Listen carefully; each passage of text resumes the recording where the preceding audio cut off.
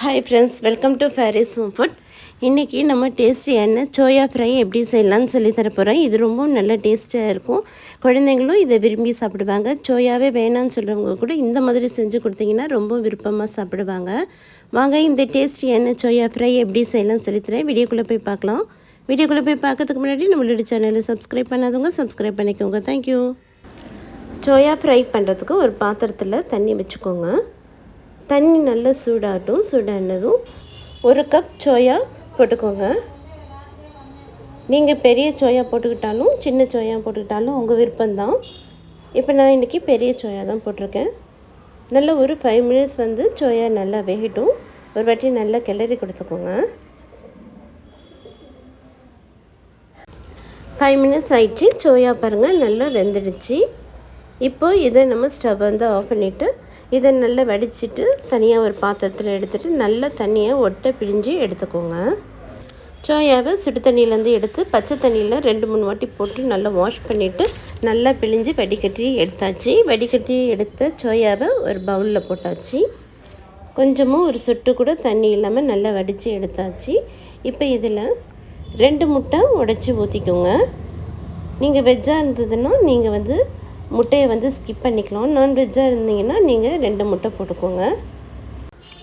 1 teaspoon வெறும் மிளகாய் தூள் போட்டுக்கலாம். 1/4 டீஸ்பூன் மிளகுத்தூள், 1/4 டீஸ்பூன் மஞ்சள் தூள், 1/4 டீஸ்பூன் உப்பும் போட்டுக்கலாம்.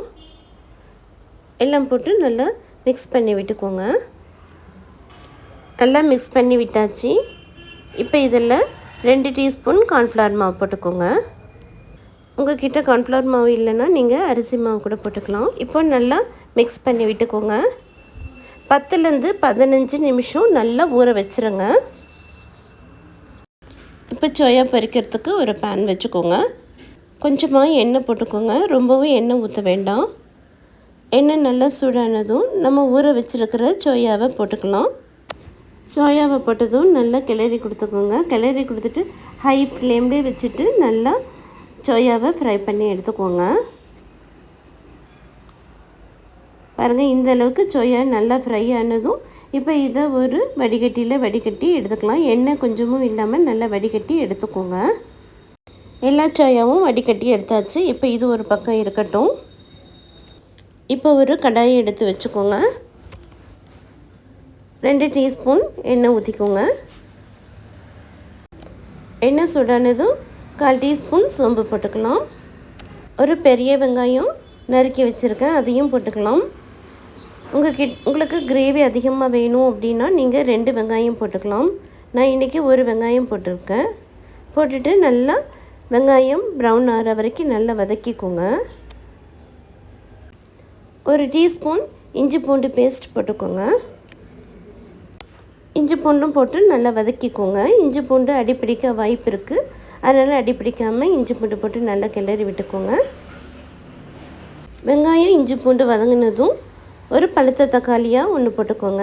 2 வெங்காயம் போட்டிங்கன்னா 2 தக்காளி போட்டுக்கோங்க. இன்றைக்கி நான் ஒரு வெங்காயம் ஒரு தக்காளி போட்டுக்கிறேன். போட்டுட்டு நல்லா வதக்கிக்கோங்க. தக்காளி ரொம்ப வதங்கணும்னு தேவையில்லை. 1 டீஸ்பூன் மல்லித்தூள் போட்டுக்கோங்க. 1 டீஸ்பூன் வெறும் மிளகாய் தூள் போட்டுக்கலாம். நான் இன்றைக்கி சக்தி மிளகாய் தூள் போட்டுருக்கேன். கொஞ்சமாக உப்பு பார்த்து போட்டுக்கோங்க. நம்ம ஆல்ரெடி சோயாவில் உப்பு போட்டு தான் பொரிச்சிருக்கோம். இப்போ இந்த மசாலாவுக்கு தேவையான அளவுக்கு உப்பும் போட்டு நல்லா வதக்கி விட்டுக்கோங்க. தண்ணி சுத்தமாக ஊற்றாதீங்க. இது ட்ரையாக தான் இருக்கணும். மசாலா வாசனை போகிற வரைக்கும் 1 நிமிஷம் நல்லா கிளறி கொடுத்துக்கோங்க. மசாலா வாசனை போனதும் நம்ம பொரித்து வச்சுருக்கிற சோயாவை போட்டுக்கலாம். மசாலா எல்லாம் சோயாவில் கோட்டாற வரைக்கும் நல்லா கலந்து விட்டுக்கோங்க.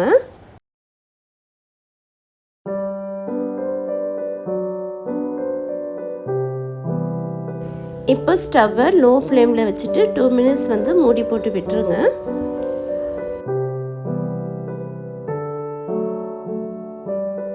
டூ மினிட்ஸ் கழிச்சு ஓப்பன் பண்ணி பார்க்கலாம். பாருங்கள், சூப்பரான சோயா ஃப்ரை ரெடி ஆகிடுச்சு. இது ரொம்ப நல்லா டேஸ்ட்டாக இருக்கும். மசாலாவோட சோயா நல்லா கூட்டாகி சூப்பராக ரெடி ஆகிடுச்சு. இப்போ இது சுட சுட நீங்கள் சாப்பிட்டிங்கன்னா ரொம்ப நல்ல டேஸ்ட்டாக இருக்கும். தக்காளிக்கு பதில் நீங்கள் டொமேட்டோ சாஸ் கூட ஊற்றிக்கலாம். இப்போ ஸ்டவ் ஆஃப் பண்ணிக்கோங்க. உங்களுக்கு பிடிக்கும்னா கடைசியாக நீங்கள் லெமன் பிழிஞ்சு விட்டு கூட சாப்பிட்டுக்கலாம். ரொம்பவும் டேஸ்ட்டாக இருக்கும்.